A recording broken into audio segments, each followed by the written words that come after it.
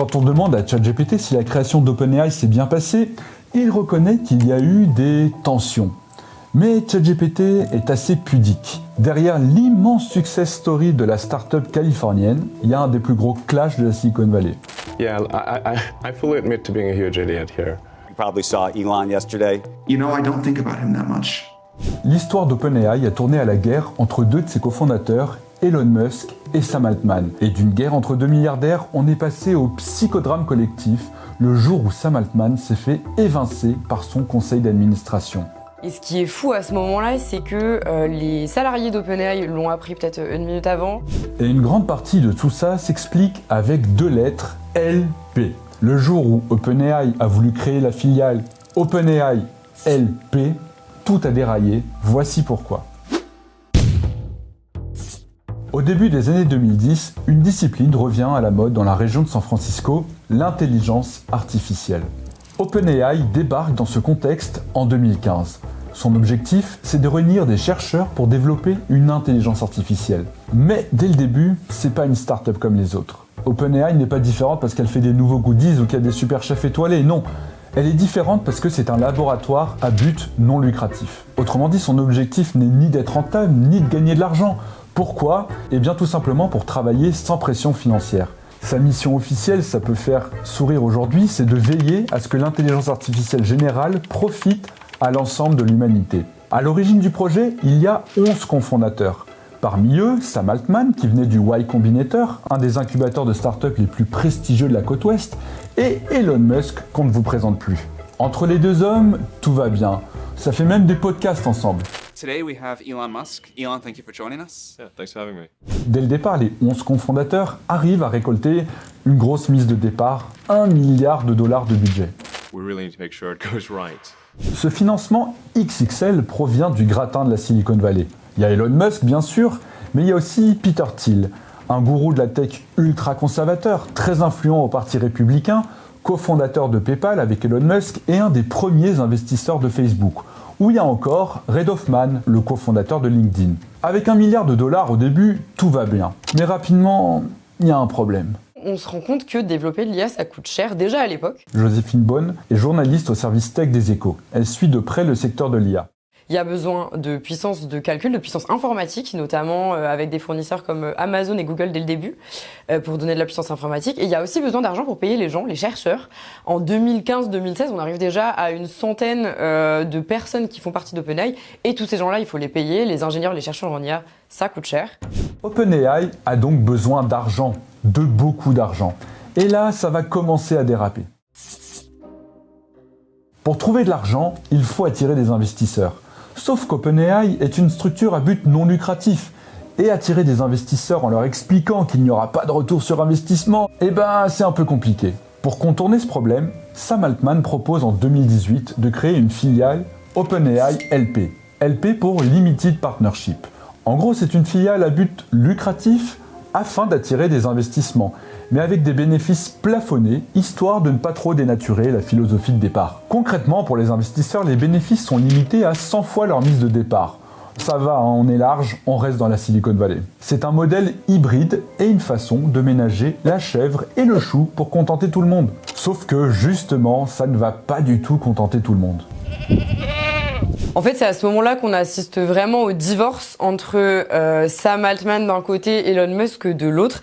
Il y a tout un tas de textos et des mails qui ont été publiés dans la presse et sur les réseaux sociaux d'échanges entre les différents dirigeants d'OpenAI et toute l'équipe des fondateurs notamment, qui ne sont pas d'accord sur un petit peu le chemin que doit prendre OpenAI dans le futur, que ça passe par les financements ou que ça passe par les produits. Le 20 février 2018, Elon Musk acte officiellement le divorce en quittant le conseil d'administration. Mais Sam Altman s'entête. En 2019, OpenAI ouvre la voie à un modèle lucratif en créant bel et bien cette filiale OpenAI LP. Et là, tout s'accélère. Quelques mois après, Microsoft sonne à la porte et injecte $1 milliard dans OpenAI. En échange, Microsoft obtient l'exclusivité pour commercialiser les technologies d'OpenAI sur son cloud Azure. À cela s'ajoutent des droits sur la propriété intellectuelle. OpenAI, qui au départ était un laboratoire de recherche, bascule cette fois dans une logique clairement industrielle. Et derrière ce partenariat avec Microsoft, il y a bien plus que de l'argent. Car en accédant au cloud de Microsoft, la startup peut entraîner ses modèles d'intelligence artificielle à très grande échelle, et donc avancer à pas de géant sur sa technologie. C'est un jackpot réciproque pour Microsoft qui a misé sur un futur champion, et pour OpenAI qui s'adosse à un géant. Le résultat, on le connaît tous. En 2022, OpenAI ouvre ChatGPT au grand public. 2 weeks ago, a new artificial intelligence program called ChatGPT made its debut online. This project from the OpenAI Research Lab can write essays and carry on convincing written conversation. ChatGPT est un succès immense et immédiat. Microsoft réinjecte même 10 milliards de dollars supplémentaires dans OpenAI en 2023. OpenAI devient the place to be. Et Sam Altman est la nouvelle star mondiale de la tech. Mais la fête sera de courte durée. Ce qui s'est passé à ce moment-là en 2023, c'est un peu lunaire comme événement. C'est assez rare dans l'histoire de la tech aux États-Unis ou ailleurs. D'un coup, d'un seul, on reçoit un communiqué expliquant que Sam Altman est évincé. Et ce qui est fou à ce moment-là, c'est que les salariés d'OpenAI l'ont appris peut-être une minute avant. Pareil pour Microsoft qui ne savait même pas que ça allait se produire. Cette éviction, Sam Altman la doit au conseil d'administration d'OpenAI. Officiellement, il lui est reproché de n'avoir pas toujours été sincère dans ses communications avec le conseil, limitant ainsi sa capacité à exercer ses responsabilités. Ce que comprend rapidement la presse américaine, c'est qu'il y a certains membres du board d'OpenAI, notamment des cofondateurs, qui sont Mira Murati et Ilya Sutskever, qui ont poussé pour que Sam Altman soit sorti de la direction. Notamment parce qu'ils ont des conflits sur ce que doit devenir OpenAI, sur le rythme de publication des nouveaux produits, sur l'avenir finalement de l'entreprise. Donc ils ont réussi à convaincre une partie du board, même presque tout le board, que Sam Altman doit partir.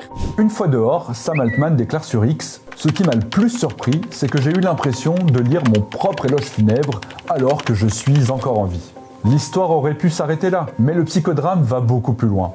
En interne, l'éviction de Sam Altman ne fait pas du tout l'unanimité.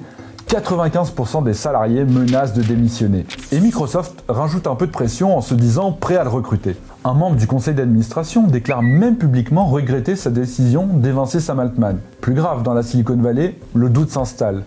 Tout le monde s'interroge sur la fiabilité du modèle de gouvernance d'OpenAI. Mais après 5 jours de crise, de tensions et de négociations, surprise, Sam Altman est réintégré à la tête de l'entreprise. Cet épisode un peu fou est un peu oublié de temps en temps, mais c'était quand même révélateur des tensions qui existaient aussi dans l'entreprise et qui existent toujours. L'épisode terminé, le climat s'apaise chez OpenAI. Lorsque Sam Altman retourne dans les bureaux, on lui donne un badge visiteur. Mais il jure que c'est la dernière fois que ça arrivera. Ce qui lui faisait de l'ombre, Mira Murati et Ilya Sutskever sont partis fonder leur start-up. Désormais, il espère s'accrocher à la tête de la société, mais c'était sans compter sur son meilleur ennemi.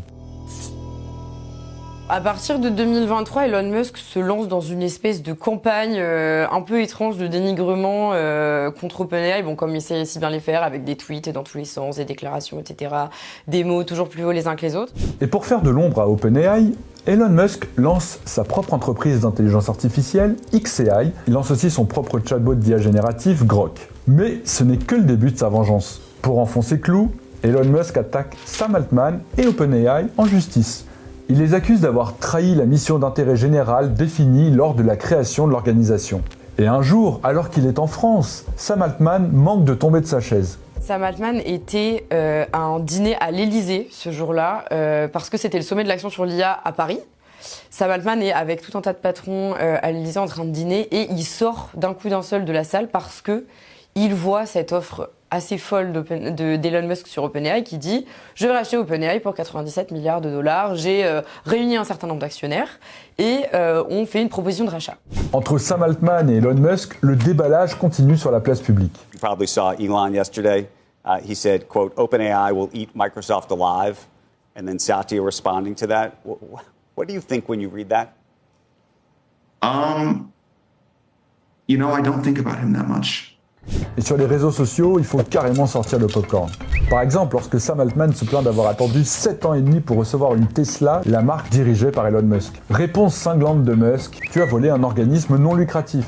Au moment où l'on réalise cette vidéo, ce conflit entre Elon Musk et Sam Altman n'est pas encore terminé. En attendant, OpenAI dévore tout. En 2025, la société a encore reçu de l'argent frais de la part d'investisseurs. Selon des médias américains, sa valorisation atteindrait cette année-là les 500 milliards de dollars, du jamais vu pour une entreprise non cotée en bourse. Et la même année, OpenAI remet à plat sa structure. OpenAI LP, c'est fini. Grosso modo, une structure à but non lucratif a été adoptée. Son nom, OpenAI Group PBC. PBC signifie Public Benefit Corporation. C'est un statut juridique américain qui permet à une entreprise lucrative de poursuivre des objectifs d'intérêt public. Ça, c'est pour attirer les investisseurs en leur permettant de tirer pleinement profit de leurs investissements. Cette entreprise lucrative reste cependant contrôlée par la fondation OpenAI, une structure non lucrative, via une participation de 130 milliards de dollars qu'elle détient dans OpenAI Group, ce qui au passage en fait l'un des organismes philanthropiques les mieux dotés au monde. Point important, le conseil d'administration de l'organisme à but lucratif sera nommé par les membres du conseil d'administration de la structure à but non lucratif. Mais toute cette histoire pose quand même question. Elon Musk se dit attaché au modèle non lucratif d'OpenAI.